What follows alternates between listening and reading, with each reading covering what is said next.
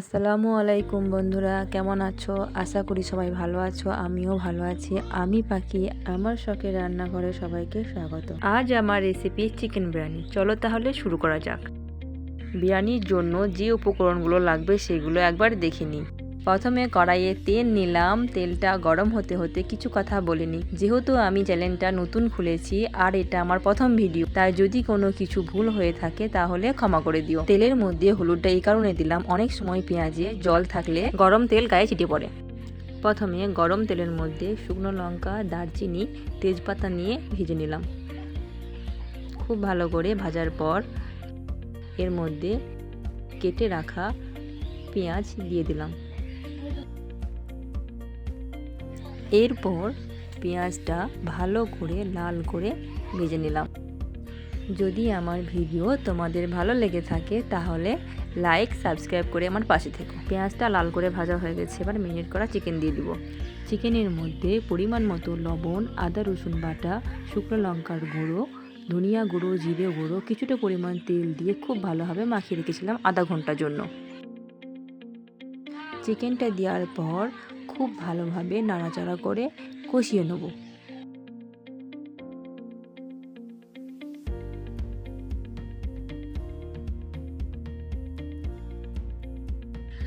ঢাকা দিব। ঢাকা খুলে আবার ভালো করে নাড়াচাড়া করব যতক্ষণ না পর্যন্ত চিকেনটা খুব ভালোভাবে কষানো হয়।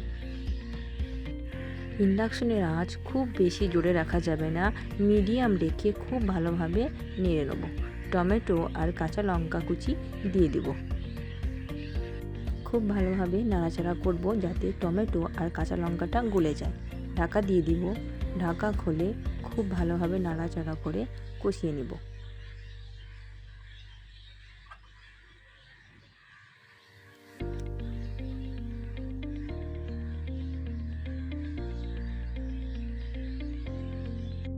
যতক্ষণ না পর্যন্ত চিকেন থেকে তেল ছেড়ে যাচ্ছে ততক্ষণ পর্যন্ত নাড়াচাড়া করে এবার চিকেনটা কষানো হয়ে গেছে। কিছুটা পরিমাণ মশলা, বিরিয়ানির মশলা দিয়ে দিব। নাড়াচাড়া করে গরম জল কিছুটা পরিমাণ দিয়ে দেবো চিকেনটা একটু সিদ্ধ হওয়ার জন্য। নাড়াচাড়া করে ঢাকা দিয়ে দিব। চিকেনটা সিদ্ধ হয়ে যাবে তখন কড়াই থেকে নামিয়ে নেব। আলু সিদ্ধের জন্য রঙের জন্য কামধেনু রং, কিছুটা লবণ আর কিছুটা সর্ষের তেল এর মধ্যে দিয়ে আলুগুলোকে দিয়ে দিব।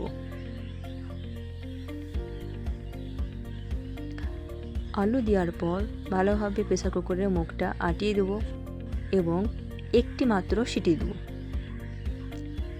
একটি সিটি দেওয়ার পর আলুগুলিকে বের করে ভেজে নেব। কড়াইয়ে তেল দিব। তেল গরম হয়ে গেলে আলু দিয়ে দিব এবং কিছুটা নাড়াচাড়া করব। খুব ভালো করে ভাজবো, ভেজে তুলে নেব। পেঁয়াজের জন্য তেল গরম হয়ে গেছে, এবার পেঁয়াজটা ভালো করে ভেজে নেব। পেঁয়াজটা ভাজা হয়ে গেছে, এই সময় পেঁয়াজটা তুলে নেব। আমি পেঁয়াজের মধ্যে একটু চিনি দিচ্ছি, কারণ আমি মিষ্টি খেতে ভালোবাসি বিরিয়ানির মধ্যে। তোমরা না চাইলে না দিতে পারো। ভাতের জন্য জল বসিয়ে দিয়েছি। আমি বাসমতি চালটা 1 ঘন্টা আগে ভিজিয়ে রেখেছি। জলের মধ্যে লবণ, দারচিনি, এলাচ, লবঙ্গ, তেজপাতা দিয়ে দিয়েছি। জলটা যখন ভালো মতো গরম হয়ে যাবে তখন বাসমতি চাল, ভিজিয়ে রাখা চালটা জলের মধ্যে দিয়ে দিব। ভাতটা ভালো করে ফোটার জন্য ঢেকে দেব।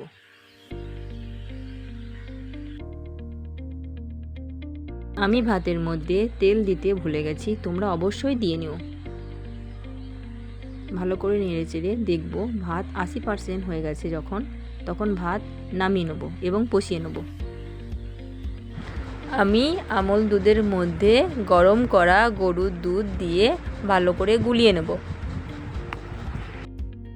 ভাতের মধ্যে কামধুনি রং মিশিয়ে নেব, এতে ভাতটা খুব সুন্দর কালার দেখাবে।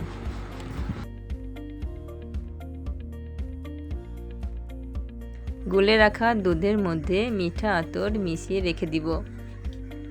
এবার পাতিলার মধ্যে ঘি ছড়িয়ে দিব। তারপর এর মধ্যে ভাত দিয়ে দিব। আমি ভাতটা দুভাগে করব, তাই ভাতের উপর রঙিন ভাতটা ছিটিয়ে দেবো যাতে ভাতটা দেখতে ভালো লাগে। এর উপর পেঁয়াজ ভাজা দিয়ে দিব, তারপরে গুলে রাখা দুধের মিশ্রণটা ঢেলে দেবো। এর উপর ঘি ছিটিয়ে দিব, তারপর বিরিয়ানি মশলা দেব। এটা আমাদের লোকাল বিরিয়ানি মশলা, 1 কিলো চালের পরিমাণে একটা লাগে। বিরিয়ানি মশলা ভালো করে দিয়ে দিব। এর উপরে আলু আর চিকেন কষাটা ঢেলে দেব, ভালো করে চারিদিকে ঢেলে দেব। এর উপরে বাকি যে ভাতটা আছে দিয়ে দিব। এর উপর বিরিয়ানি মশলা ছিটিয়ে দিব, তারপরে রঙিন ভাত দিয়ে দিব। ভেজে রাখা পেঁয়াজ চিনির মিশ্রণ দিয়ে দিব, আবার এর উপরে গুলে রাখা দুধ দিয়ে দিব, তারপর ঘি দিয়ে দিব এবং সর্বশেষ ভালো করে ঢাকা চাপা দিয়ে দেব। চারিদিকে আটার গোলা লাগিয়ে দিব যাতে ভাপটা খুব সুন্দর হয়।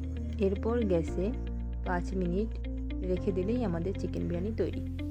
দেখা হচ্ছে পরের ভিডিওতে, ততক্ষণ পর্যন্ত সুস্থ থেকো, ভালো থেকো, খোদা হাফেজ।